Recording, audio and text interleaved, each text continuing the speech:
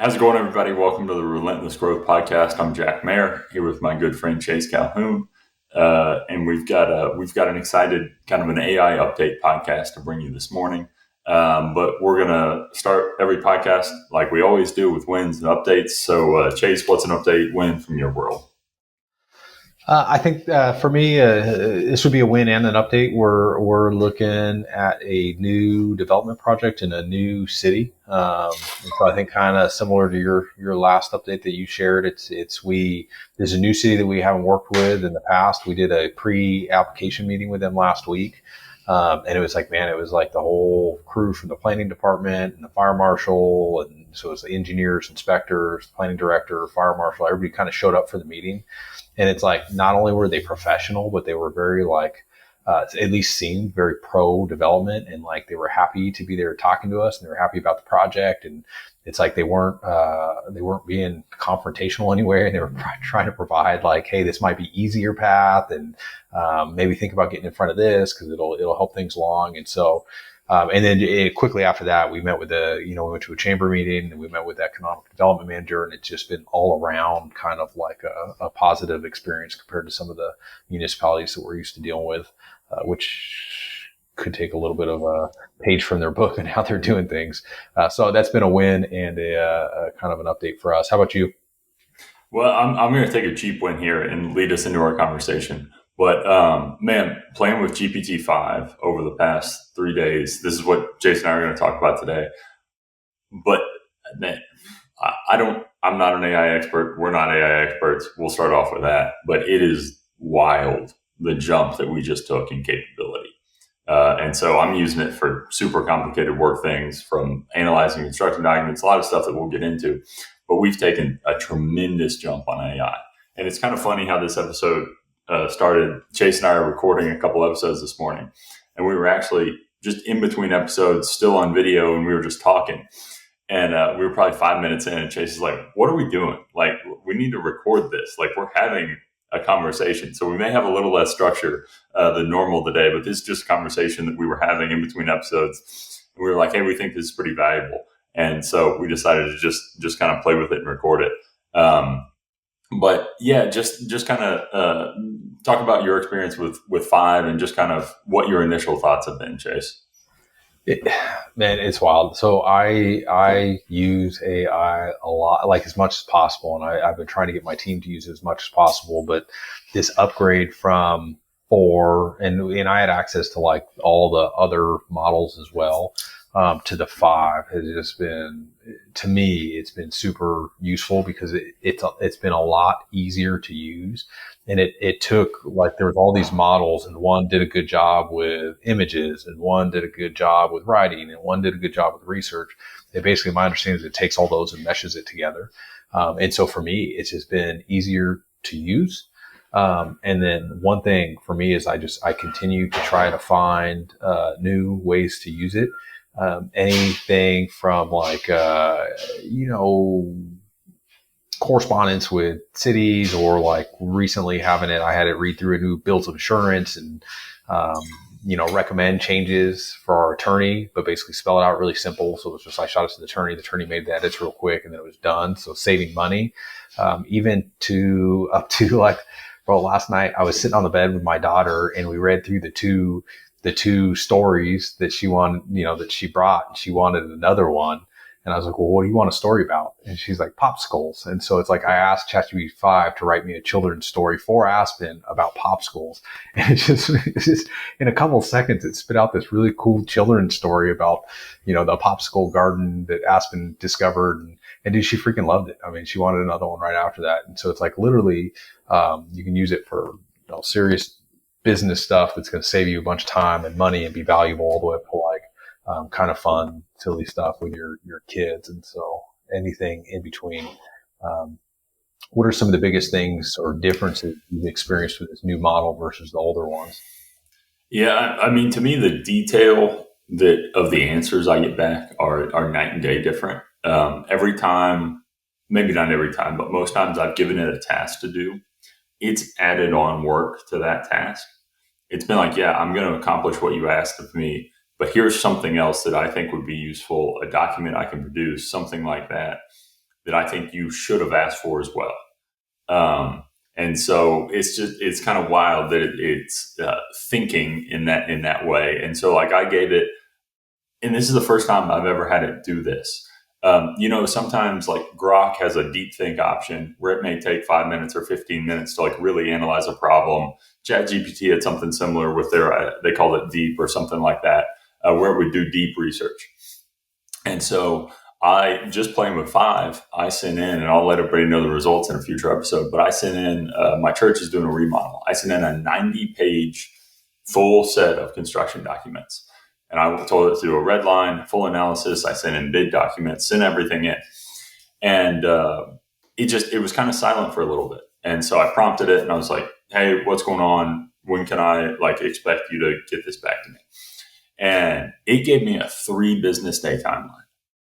Like it is going to spend that much time. It was like, hey, you can expect in a day and a half, you can expect your full red line of construction documents. A half day after that, you can expect the bid documents to be reviewed and done. And then a half day after that, you can expect X, Y, and Z. And I prompted it again. And I was like, I've got a meeting on this at 10:30 on Monday. Can I get everything by 8 a.m. Monday? And it revised the timeline. It's supposedly going to get me everything, but it's working in the background, which is something that I feel like it hasn't done. It hasn't done for me before. And so it's going to spend time over the weekend doing this. We'll see how it is. It could turn out horribly, and I'll update everybody on that. They go, yeah, sorry, I forgot. Yeah, but it's working in the background, and it's doing its thing. It's doing a full construction analysis, full codes analysis, full ADA analysis. And it also was like, well, if you've got a meeting Monday, why don't I give you a top 10 list of the biggest conflicts I find and the biggest areas of improvement?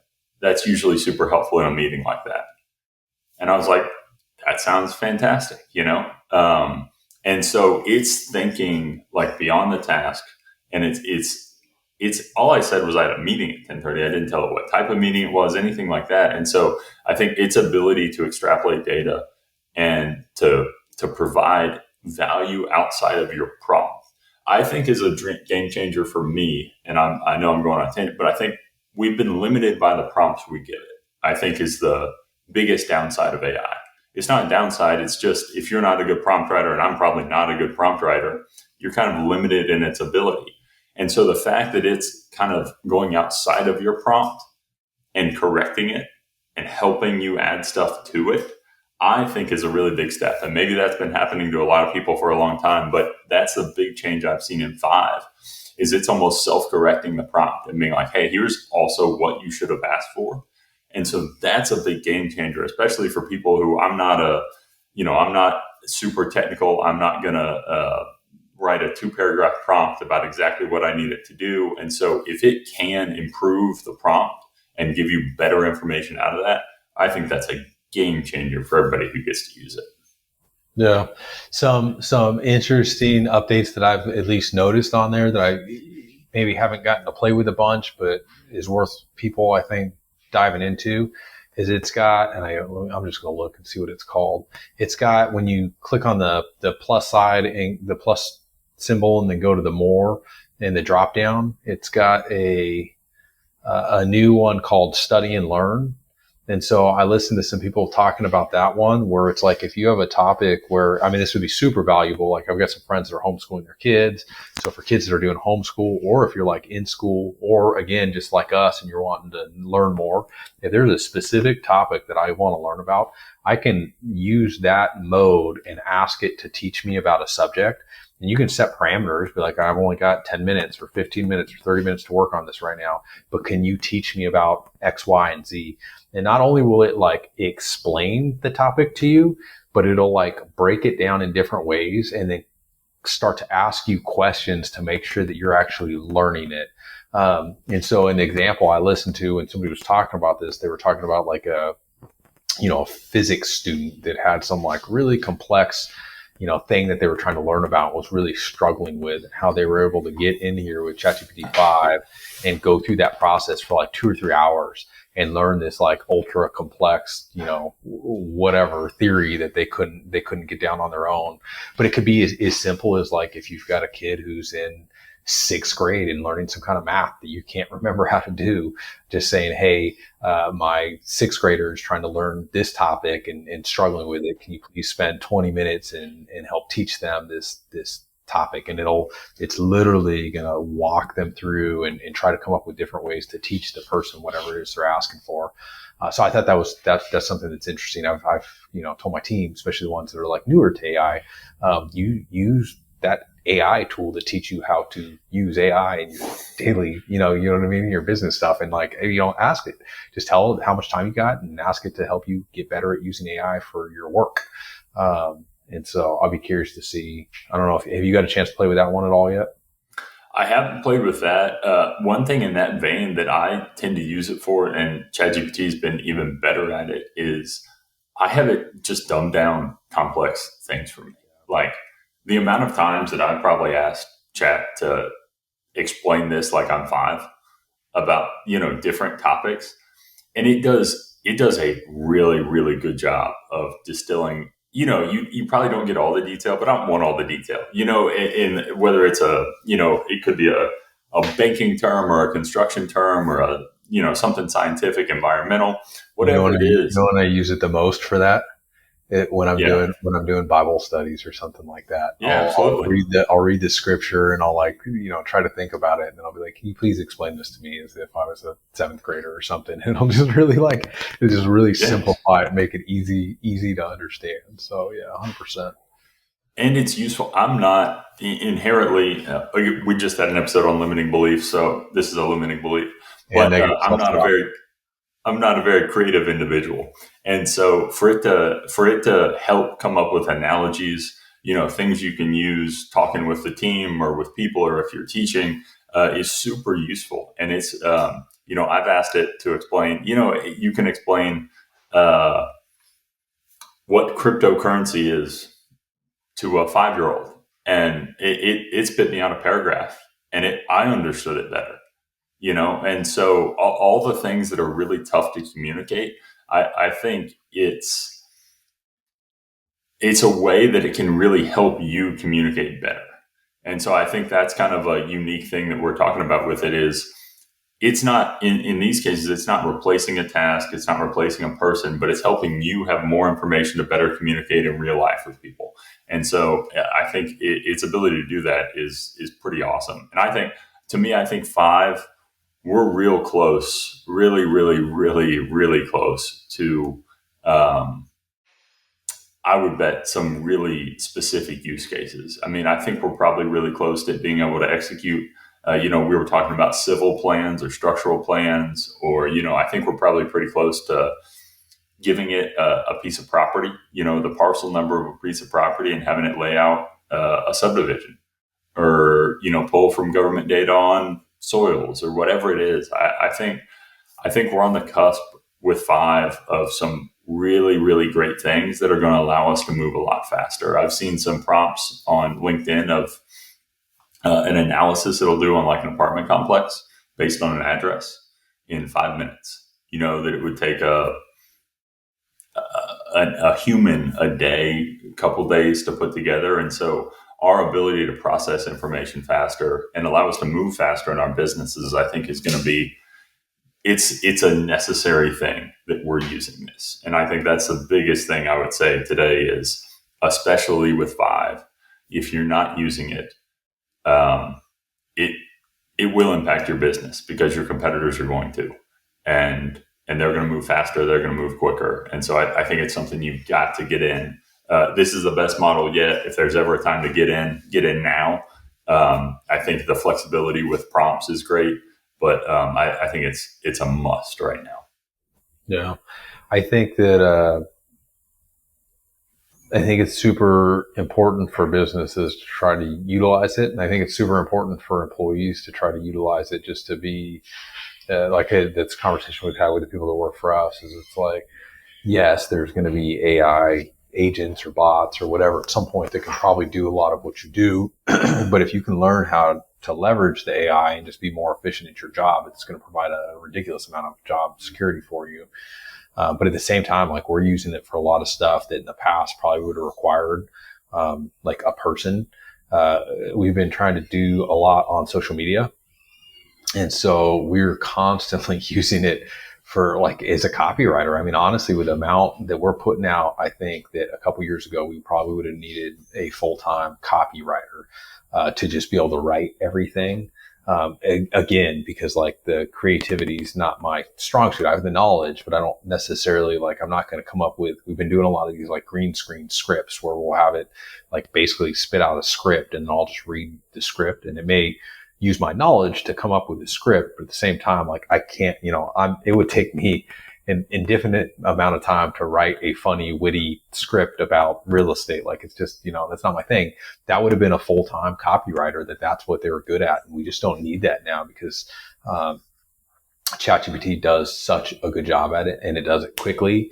And we can say, hey, I didn't like this line. Can you please tweak that? Can you make it funnier? Can you make it, more serious? Like it's just, and it does it very quickly. And so it's just figuring out those ways to utilize it. Like that's how we're utilizing it in our marketing department. And so it makes a huge difference. So I don't know. And a little bit what we were talking about off screen is like, I think a year or two ago, if you would have told me that we were going to build houses with robots, for example, I don't think I would have believed you. And I think I would have been, no, it's going to be safe. We're always going to need people to do that.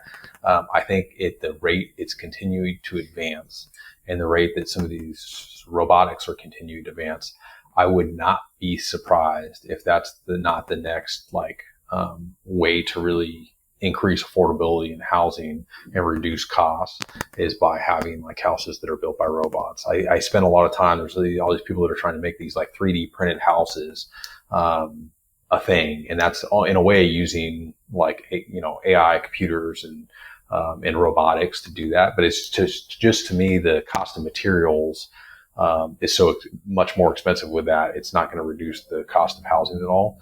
But I would not be at all surprised if at some point in the next couple of years, you don't have a crew full of like humanoid robots that can build an entire house start to finish all the way through the way that it was traditionally built, but with basically, free labor in a way. So that's to me where it gets interesting. And self-driving semi-trucks and all that, it's just something to be aware of that could be coming down the pipeline in the very near future.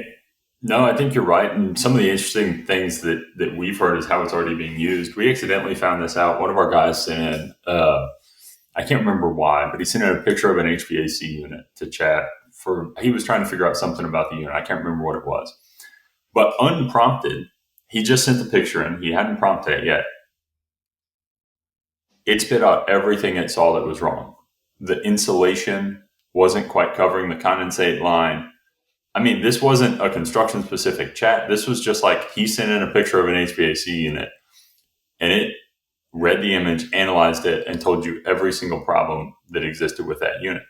And since then, I've seen that even some local like HVAC companies, they're giving all of their techs, I don't know if it's like the Ray-Ban Meta glasses, but they're giving them glasses that'll look at what they're seeing in the field and help them diagnose problems.